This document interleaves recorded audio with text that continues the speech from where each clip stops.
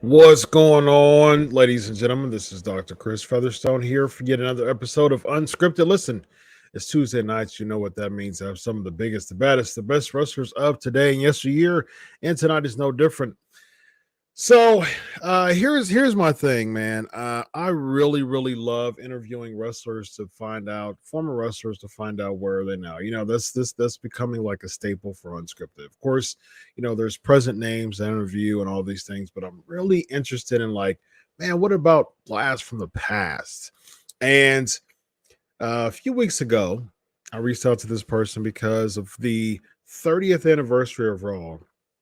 You had all these people announced to be a part of the Raw show, and of course the Undertaker was one of those people, and ended up coming, had a pretty cool spot on the anniversary show of Raw, the 30th anniversary show. And knowing how I think, I'm like, wait a minute, it takes two to tango, ladies and gentlemen. The person who he was main eventing with is none other than someone from the outer reaches of your mind, Damien Demento, who was running roughshod at the end of 92, just annihilating talent, having a knee drop that was just deadly, ladies and gentlemen, and a clothesline that was just absolutely intimidating. And he had enough steam to main event Raw against The Undertaker. So I was like, you know what? I'll reach out to this guy. I'll reach out to Damien Demento and see what he's up to. And he was very responsive, a very nice guy. And so I'm looking forward to chatting with him. Without further ado, ladies and gentlemen, former WWE Raw main eventer. Absolutely. Damien Demento, how are you, my man? Well, I guess you couldn't get Undertaker, right? So, you know, the reason why they put me in the main event was because I'm from New York City. Yep. When they first started doing the Raw show, right, it was in the Manhattan Center. Mm-hmm. So my thinking is maybe they put me in there because it was a small house, and it was something new. So maybe they thought maybe I would help draw a little bit, right? So, I guess you couldn't get Undertaker, right? No, man. Even if I could get an Undertaker, that doesn't matter. I got Damien Demento. That's what's all that matters, man. So he's here. Absolutely. What are you up to nowadays, man? I know that you're doing some pretty cool arts and sculpting and things like that. Pretty successful career outside of professional wrestling, man. Let the listeners know. Yeah, you know, when I got out of the wrestling business, I actually went into acting. Mm-hmm. So you were in Die Hard, right? Yeah, I was a full-time actor longer than I was a full-time wrestler. Mm-hmm. But once you get that wrestling stank on you, you know, you can't shake it off. Yeah. At times I wonder if, because of my association with wrestling, maybe it kind of hurts me a little bit in terms of people taking me serious as a painter. Mm. So that's something I have to deal with. But I always painted, and I kind of look at myself as I'm an artist who dabbled in wrestling a little bit. Mm-hmm. Yeah, absolutely. Indeed. Do you have like any type of site or anything you can plug for the listeners so they can check out your stuff? I'm on Facebook and Instagram, Okay. uh, which it doesn't help that much. Hmm. So I have a few things going on currently, and that I'm kind of hoping maybe in a short period of time I could start maybe pushing my artwork a bit more. I'm not I show it to people, but I'm not really trying to sell it. I had a couple of gallery shows, Nice. but again, people didn't take me too serious. But Hmm. uh, I'm going to give it a bigger push a little later on. I'm Sounds still good. Sounds good. Well, maybe we can bring you back on the show when you're ready to push it, man. So we can use this platform to help you out, I'm man. not getting any younger, so. Hey, you're not. Neither is any other one of us. See, on Facebook, it's sad, but boy, a lot of these guys, they go early, and it's a tough Yeah, industry, the wrestling business. yeah. So Speaking of that, Jerry Jared passed today. Did you ever work with Jerry? no, I worked with the younger Jared. Jeff. Yeah, yeah. You Jared. competed against Jeff, didn't you? Yeah, was that his father? Yeah, his father passed today. Yeah. Okay, yeah. So he wasn't.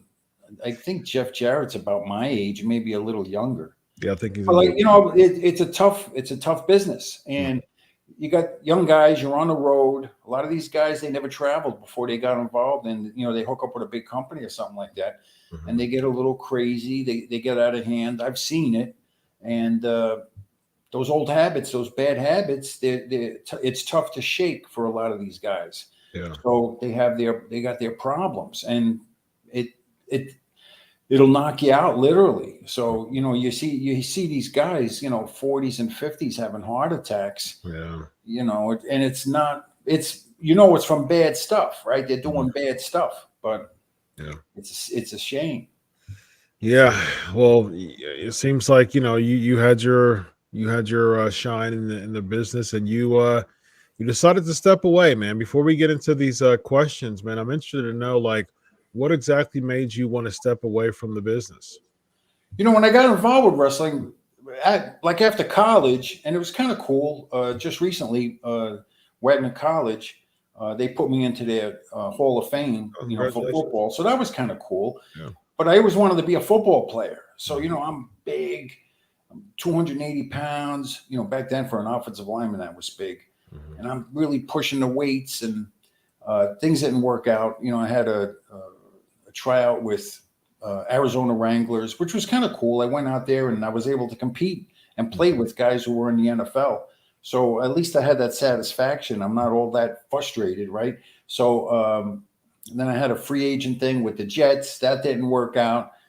And I'm working out in this gym on Staten Island, and I see Randy Savage. He's in there working out. And I'm thinking, I never thought anything about wrestling before. I was never really a fan. I'm not really a fan now, but I'm thinking, well, what the heck? Maybe I'll give that a shot, right? Because at the time I was a carpenter, and I was too big to do molding inside closets and do, kitchen work in small, tight areas.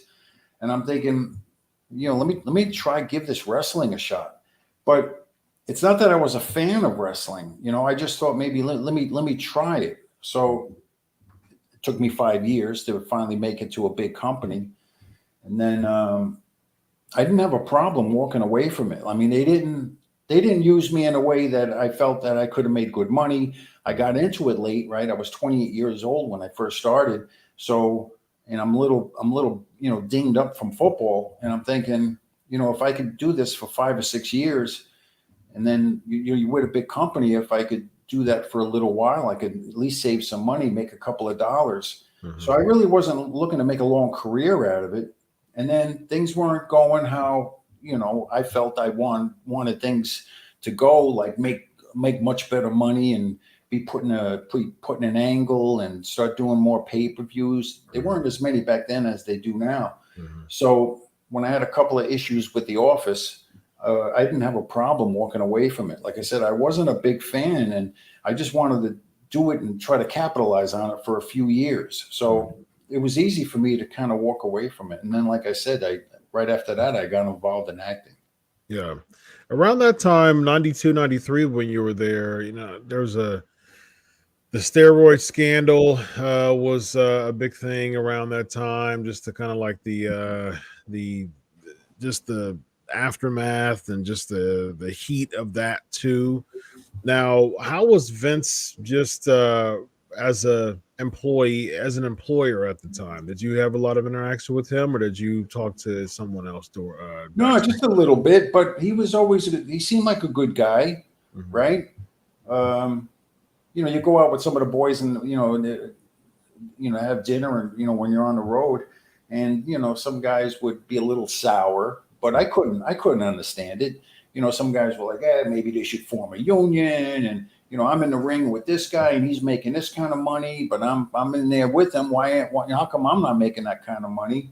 Mhm. I didn't say anything because I'm thinking, I want to be that guy who's making, a main eventer or, you're in an angle and you're doing pay-per-view. So Yeah. I was kind of hoping maybe I'd be put in that position. So I wasn't worried about what anybody else was making. That's the way it is. Not everybody, it's not a union, right? Pro wrestling, it's not a union. So it's not like afterwards I got involved with the construction unions and everyone makes the same amount of money. That's it. Everyone has the same health benefits, the same amount of money. But that's not wrestling. That's not the entertainment business. Mhm. Some people are just very fortunate and some people aren't. Yeah.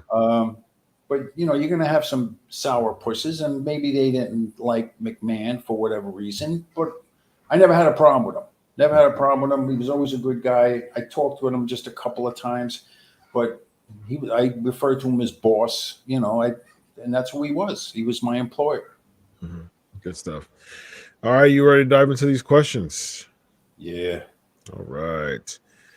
Guillermo's asking, how was competing during the first episode and main event of Raw? Well, we just discussed that. Next question. Yeah. What was you were going against the Undertaker at that time? Before we get into the next question, what? How was working with the Undertaker? Was he cool to work with? I only worked with him that one time. Yeah. So I'm sitting in the locker room. I think he had his own dressing room. So I'm in the dressing where I'm, just to kind of go over things if need be. Albeit some guys, some of the old timers, they don't want to talk about a match. The old way of doing it is, call it in the ring, right? Yeah. So you just know the finish and you go out there and maybe you talk about how you're going to start. But a lot of guys, the way I was taught with, through Johnny Rodz, it was like call it in a ring.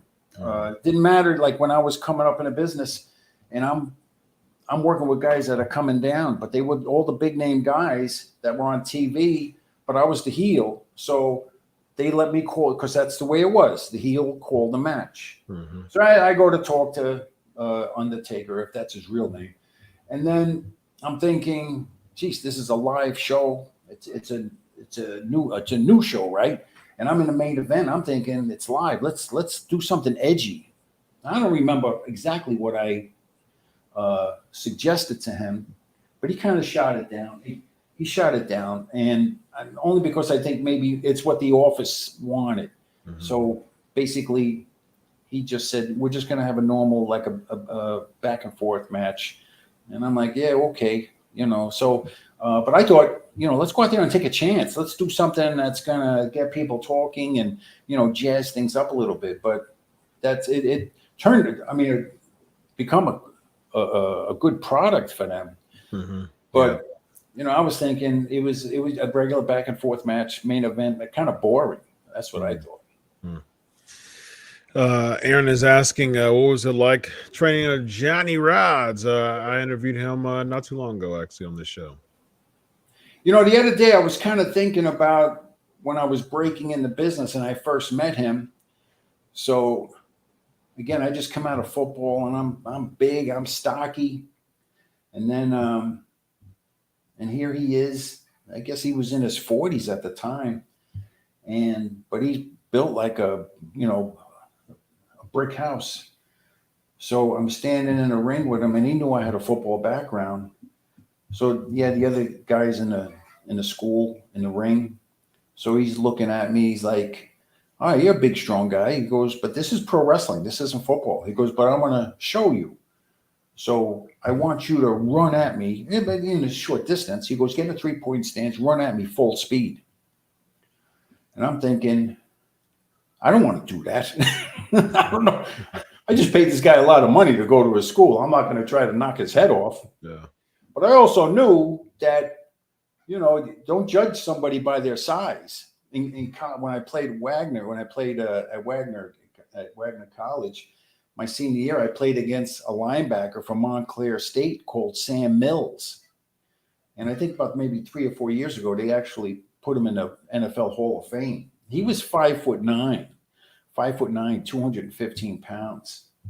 And he was one tough son of a gun. So you don't judge somebody about their, with their size, with their height and weight. Indeed. I get in a 3-point stance, but I'm thinking to myself, I'm going to go through the motions. I'm not going to run into him full speed. Because probably what he's going to do is dip out of the way, and I'll go flying through the ring. He'll make me look stupid, right? So I went at him quick, but under control, and he got up underneath me. He did what he did, but that was the type of guy he was. He was like macho, right? He was a hard-nosed guy. Mm-hmm. But he would do some interesting things. Like I mentioned before, I started thinking about some of the things he would do in the school. But he would grind his teeth, and he would make this loud noise. And he's like, argh. And we're all looking at him like, what the hell is that? He goes, you see, every part of your body is a weapon. So that was kind of, he was an interesting guy. And then he would do this. He'd shoot you into the ropes, right? Because he's teaching us how to take bumps and elbows and clotheslines. And then he'd come in he'd call it the finger flicker. So you'd go running into him, but then he'd just go like that, boom. And he expected you to take a bump. And maybe somebody didn't take a bump, right? And he's like, oh, you don't take a bump? I give you you got to take a big elbow or a clothesline. You're not taking it for the finger flicker? And then he would go like this. He'd snap his hand really quick. He goes, I shoot you into the rope. He goes, I'll finger flick you in the eye. He goes, you won't take a bump. He goes, you'll go running into the locker room holding your eyeball. So he was a tough Great guy. Shooter. Huh. Yeah, no, he was a tough guy. But he had to prove himself.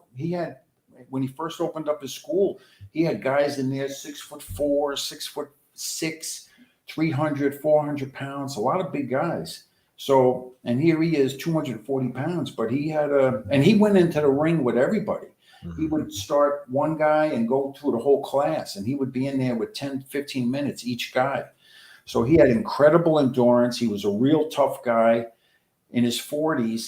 He's over there banging out 315, on the bench. So he was he was solidly put together and a legitimate tough guy. But that's, I don't know how the business is now. I know everybody says that. Oh, it was different back then. It has to evolve. It's different. But yeah, it was probably an aspect of the business where you had to come in and you had a tough guy reputation, or you were a professional athlete like football or boxing, or maybe, collegiate wrestling. Mm-hmm. But you had to be somebody to even get into a school. Yeah. So it was a cool time. Yeah, yeah. Speaking of football, did you watch the Super Bowl? A little bit, yeah. What'd you think? What were you pulling for? It's funny when I even when I played football, I really wasn't too much of a fan. Although I did watch, because I would watch other offensive linemen, right? So I'd key on certain positions, and I still kind of do that today a little bit. If I'm channel surfing and I come across something with wrestling. Again, I'm not a real big fan of it, but, I had some type of morbid curiosity. I watch what's going on. I see what these guys are doing. Mm-hmm. Again, I know everyone says it's different, and it's probably not that different. But I know maybe as an older gentleman, right, and I'm reflecting back on it. Oh, I think during my time it was like this, and when it was like, it's always like this and like that. I don't think nature changes that much. So yeah, you do get the smaller guys, and that's, again, when I was being trained in Johnny's school, he not only taught us how to wrestle, but he taught us your position, like on a card. Mm-hmm. So you know, you have an opening match, then you have going into intermission, then you have your popcorn match coming out of intermission. The reason why they call it that is because everybody's still at the concession getting popcorn. So that's what, and they would call it. So, you know, you kind of save your spots for near the end of the match because you got to get the people back in their seats. And of course, you have the match before, but everyone had their position on the card. So you're in the earlier matches, you had the high flyers, you had the smaller guys that did, you know, flying, you know, high spots off the ropes and, you know, big fancy moves and this and that.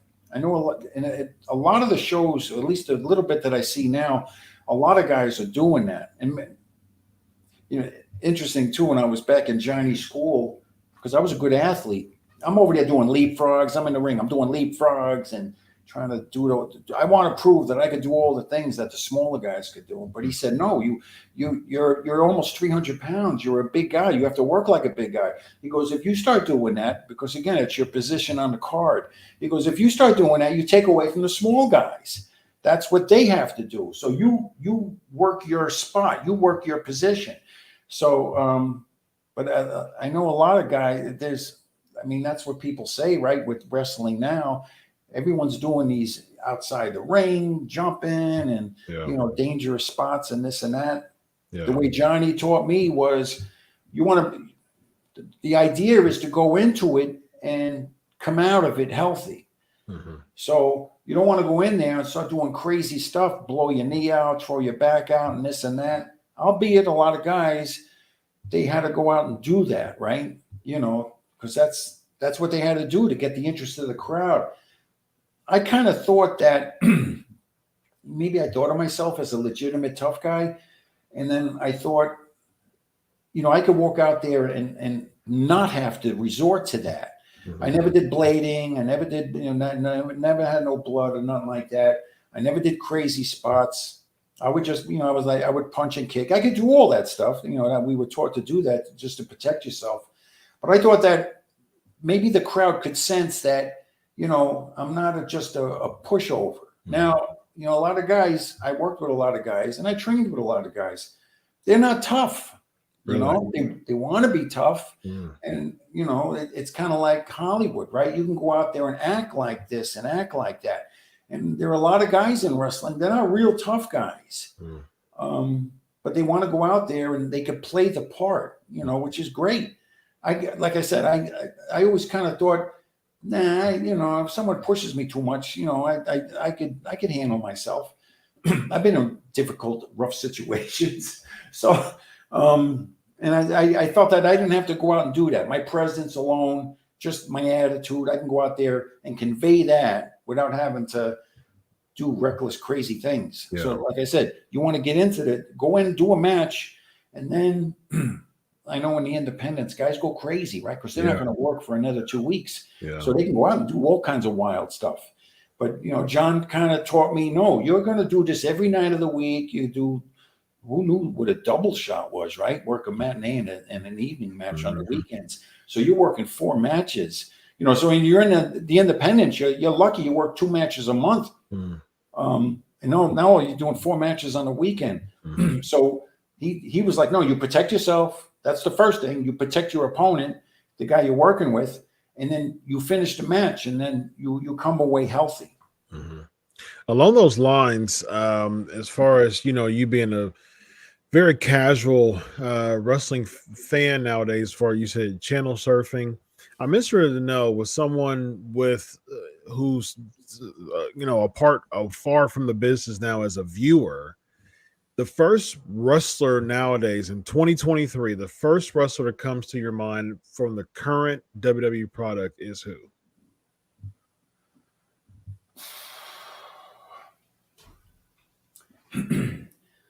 If I'm scrolling on Facebook, I could say CM Punk, right?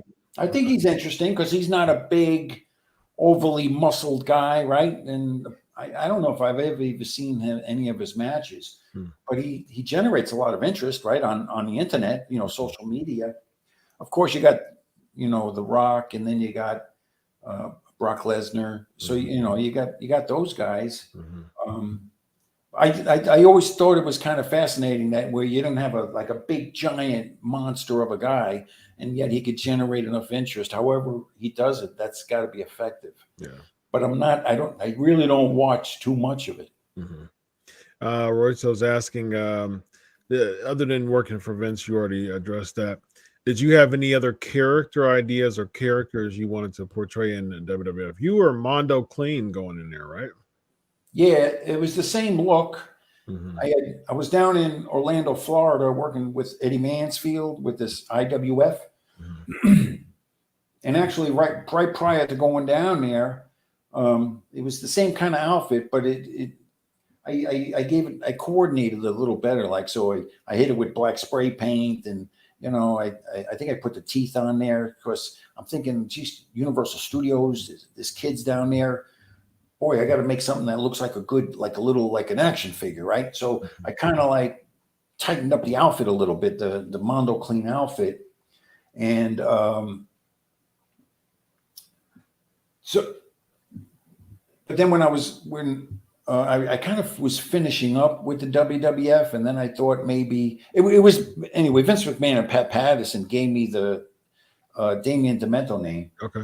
The Mondo Clean thing was actually something that Johnny Rodz and myself, although he'll take full credit for it, but it was kind of something him and I came up with.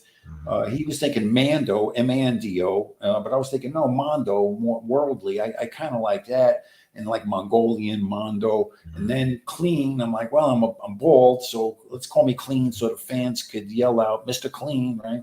You got to give them some ammunition to kind of, push you a little bit. And then when I went to WWF, I sat down with Vince and Pat Patterson. They asked me if I was like, you stuck with the Mondo Clean thing, and I'm like, I had every intention of maybe someday sitting down here talking with you guys, and I figure you're going to come up with a better name. So yeah. I just had the Mondo Clean, but that was just a prelude to me coming here, and then you got to put those guys over, right? Yeah. So I'm in the locker room. This was, I think, up in Canada. We're doing maybe TV up in Canada. And then the referee comes in to me. They go, you have a name. They're going to call you Damien. And I'm like, okay, Damien. That's pretty cool. So the same outfit as Mondo Clean. They like the gimmick. Mm-hmm. I have an interesting story about the tape I actually sent them where I got the tryout. So, and then right as they were introducing me, they're like, Demento. I'm like, what? They're like, your name's Damien Demento. And I'm like, okay, because you always hear about ribs, right? Mm-hmm. The Office, and they're everyone's notorious for pulling ribs, but the Office does most of them.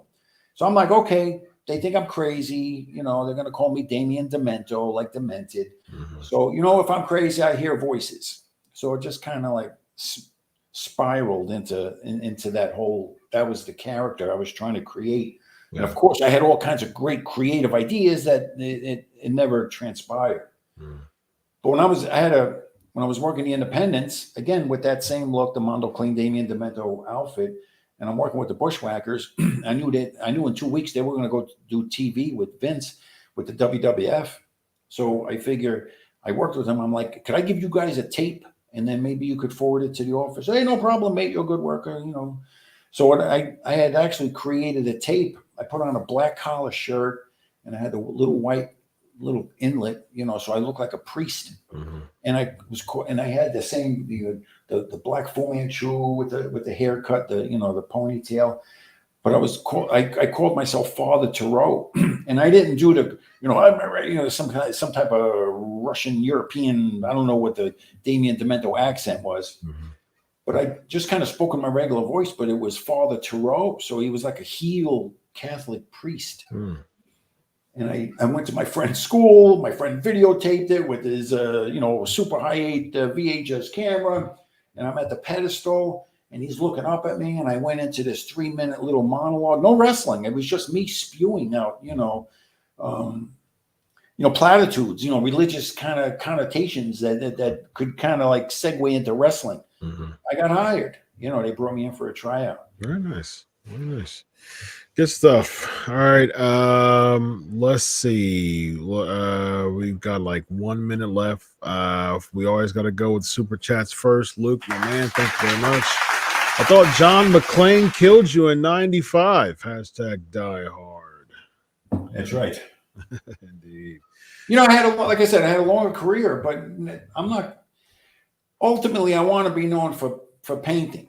Yeah. You know, I'm not that bad. I'm not bad. You know, in anything in life, you're allowed to have an ego, right? You have to have confidence, or you have to have an ego. Mm-hmm. So, and I'm not that bad. Sometimes I like to think that maybe I'm not painting for this generation. My paintings might be recognized later on, and that in it of itself, I'm okay with. Yeah. So, but I just keep on doing what I'm doing. So I've always, as a young kid, I always painted. I always used to draw, and I look at it like I dabbled. Although I really wanted to be a football player, but you know, I played football. I did a little bit of wrestling. I did a little bit of acting. I did a lot of different things. You know that sadly I can't talk about. It would make a heck of a movie or a book. Maybe a lot of people say that, but actually, mine would be a hell of a movie or a book. Have you considered writing? Consider what?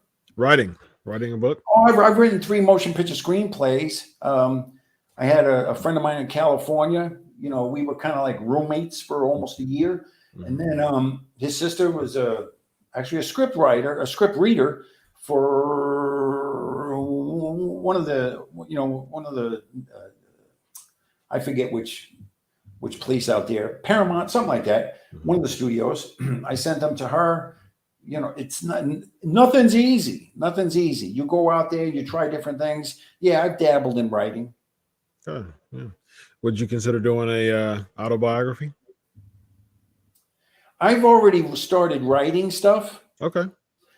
Nice. The thing is, there are things that are really interesting, you know, really cool, but they involve other people that I don't even know, even if they pass away. I don't know if I could talk about this stuff. Mm. It's one of those kind of things. Gotcha. So ultimately I'll probably stuff that, like, I'm not supposed to talk about it. And it'll probably something I end up just taking to the grave with me. Mm-hmm. I mean, I got some close friends and some family that know about this stuff, but it's not something that you talk about. So these are awesome stories. I mean, they're just awesome stories, but it's just something like it's kind of like, I know they got a lot of guys with wrestling, they do the shoot interviews, right? Mm-hmm. Like good news or bad news. Once you talk about somebody, it's always good because it's publicity. Mm-hmm. I have great wrestling stories, but yeah, I just can't talk about them. Mm-hmm. I can't talk about them because I can't talk about even the guys who passed away because their kids are alive. Maybe their wives are alive, right? So you just can't talk about that stuff. And that's kind of the way I was brought up. You just can't do that. So these are things that I end up taking to the grave with me. You know, maybe they surface in my artwork a little bit, but it's so obscure that nobody knows what I'm talking about. Interesting. All right, last question before we head out. Dave was asking, did you ever consider going to work for WCW? Yeah, I had a tryout. So, like I said, I gave that tape to the Bushwhackers. They sent it to the office. It was about roughly 2 weeks after they had their TV thing. And then, because you're always looking at the calendar, I get a call from WWF, and they scheduled me in 2 weeks to have a tryout, like up in Poughkeepsie, upstate New York. A few days later, I get a call from, might have been Gary Capetta, right, the ring announcer with WCW. Nice. And not that I knew him, but I knew of him because Johnny Rodz brought him in when Johnny was doing wrestling shows at Gleason's gym. Gleason's had an arena. Mm-hmm. It could fit about 1,200 people. It wasn't bad. Mm-hmm. And he brought in Gary Capetta as the ring announcer. He gives me a call. Phil, WCW wants to have you bring in for a tryout. So I go in. It was just a squash match. You know, boom, boom, boom. I take care of a guy. I'm sitting down talking with Dusty Rhodes. And I go, next week I have a tryout with the WWF, so I can't commit to anything. He goes, I understand, but we just wanted to bring you in, take a look at you. He goes, we're interested. I'm like, you want to do something right now? I go, give me $10,000, right? Because you got to be upfront with these guys. Mm-hmm. I go, listen, I'm from New York. Everything's down here in Atlanta. I go, I got to come down here, maybe get a car, settle in somewhere. Give me $10,000 so I could live like a human being. Besides that, I told you, like, the biggest ribs come from the guys in the office. And I'm thinking, if they invest a couple of dollars in me, because back then what they would do, and they probably still do it now, they bring me in and then they squash me. Meanwhile, I just screwed WWF because I had a tryout scheduled with them. That's it. I'm out of the business, right? Because back then there was 2 big companies. So I'm thinking, to protect myself, if they invest a couple of dollars in me, then I know they're serious with me. They're just not going to squash me out just to ruin me, just to say, look what we did to one of your guys that you wanted to sign. Wow. It's a rough business. Yeah. All right, last question of the night. Lemonhead, $5 super chat. One wrestler, top guy who went out of their way to give you words of encouragement. Say that again. Who's a top guy who went out of their way to give you words of encouragement during your time as a wrestler? All right, I'm going to say Johnny Rodz again, but it wasn't words of encouragement. John he took me under his wing, and he did that with some of the other guys, afterwards, whether it was Taz, Tommy Dreamer, right, Bill DeMott. But he took you under his wing, but it wasn't words of encouragement. He would just, he always expected more from you. So he was kind of reminding me of my football coaches. You do well, that's fine, but you could always do better. And he was always on you like that. So, but he just didn't teach how to wrestle, right? He taught you how to deal with guys in the office. He made you aware of, be careful of, shenanigans that go on, how to conduct yourself on the road, how to deal with people, how to present yourself. So it was the all around package. How he trained guys, and even though he's an older guy right now, I mean, he's just a wealth of information. And like I said a couple of times tonight, the business doesn't really change that much. It evolves and it changes a little. Like in terms of presentation, that might change, but it's still wrestling. And everything that he taught me, although he did it in the ring. He brought me on the road. We wrestled together. We traveled. But he could still do that because he's a wealth of information. So he conveys that to these guys now because he's not a young guy anymore. He's not in the ring. But that's what he did. He took me under his wing and he said, go out there, give it a shot. But he stayed on top of you. He wasn't like, oh, you're doing good. He didn't pacify. Yeah, very, very nice. Phil, it's been a pleasure. It's been good. Yeah, thank you, man. I appreciate you coming on the show tonight. Nobody said something silly, that was good. It was good. Yeah, good stuff, man. Anything to plug before we hop off? Nah, I got nothing to plug. All right. Damien Demento, man, I appreciate you coming on the show tonight. Have a good night, my man. Thank you, Chris. All right.